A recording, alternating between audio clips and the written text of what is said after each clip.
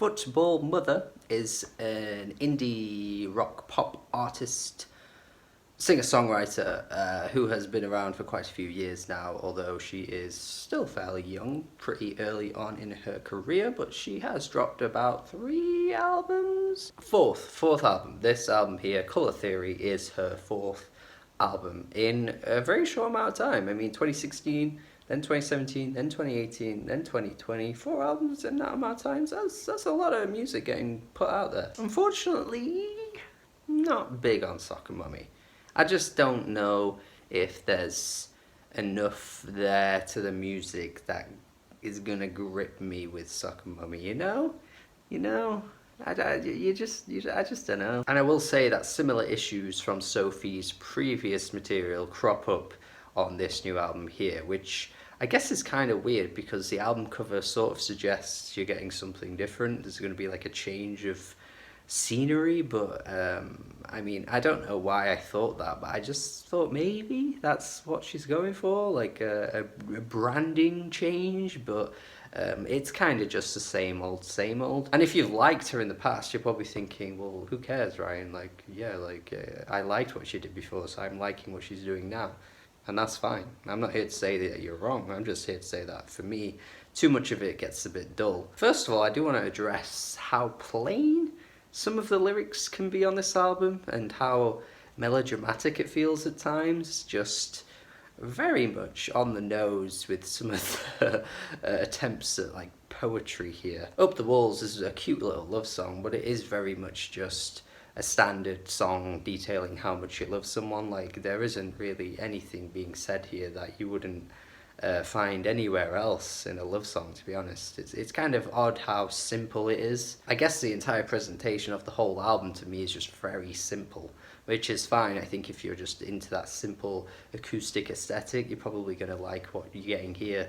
But there are other points though where lyrically I find this album to be a bit of a confusing listen, because things like watching your heart circle down the drain, like that's some mid-2000s emo pop punk type shit right there. On the track Night Swimming, she's talking about how she's a sinking stone in the water.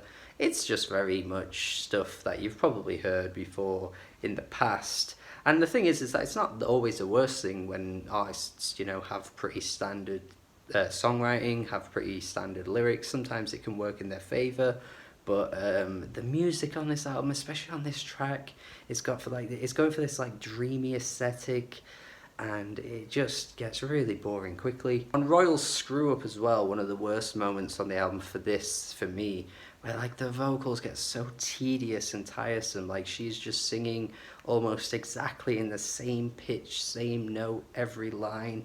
I can't pull away any emotion from it, which is a shame, because I think this might be one of the more interesting lyrical tracks. On here, she's talking about how she's like the problem, she's the captain of a sinking ship, that type of stuff, and she's referencing how this person who she clearly loves manages to just find a way to calm her and be the person who can just kind of see her for what she really is, but she can't see that in herself, like the person saying how she's the prettiest person in the world, all that kind of stuff. And a lot of relationships that you often come across have this dynamic of one person being like the calm one who can keep the other person under control, whereas the other person is the one that kind of flies out of control and sees the worst in every situation and needs someone to just ground them and keep the situation calm. So lyrically, you could definitely get something out of this, especially if you've been in that type of relationship before.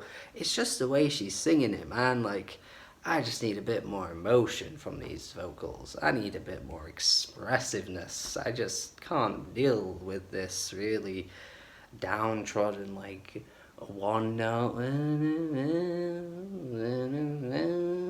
I feel like she really comes out of her shell on the track Lucy, though. This is the best track instrumentally as well, and I just feel a bit more of that raw energy that I'm looking for coming out of her voice on this one, especially on the chorus. And Yellow is the Color of Her Eyes. Despite being the longest track by far, I thought this was going to potentially be one of the worst ones because of the length, but actually I think the instrumental is way more fleshed out. It's expansive. it's just way more interesting to listen to. It's got a bit more detail in it. Yeah, I'm surprised. Like, I thought it was just going to be a bit boring, get a bit dull, but it somehow doesn't. And I mentioned how good I think Lucy is, but immediately after Lucy, you get the final two tracks which just go straight back into the standard acoustic territory, which I just don't know if Soccer Mommy has that much in her to really sell these tracks. That they just, I don't know, they just fly by without really impacting me in any way. So there's still potential in her with some of these tracks. I've mentioned how good two of them are. I think they definitely show that one day maybe she could put out something really great, but until then I just feel like I'm listening to too much of the same. Like so much of this type of music really doesn't grip me in any way. So once again, just not finding a great deal to latch onto from Soccer Mummy's music. Maybe if you're a big fan of this, you could tell me what it is that you love in the comments. That'd be great. But for me, it's a 5 out of 10. Just way too plain for me. Not enough in the vocals that keep me interested. You'd be better off listening to First Aid Kit, to be honest. Those vocals are beautiful as hell, and the instrumentals have way more flourishes than what's going on this album. But let me know what you think of this Soccer Mummy one here. Thank you for watching my review, and have a good day. Oh.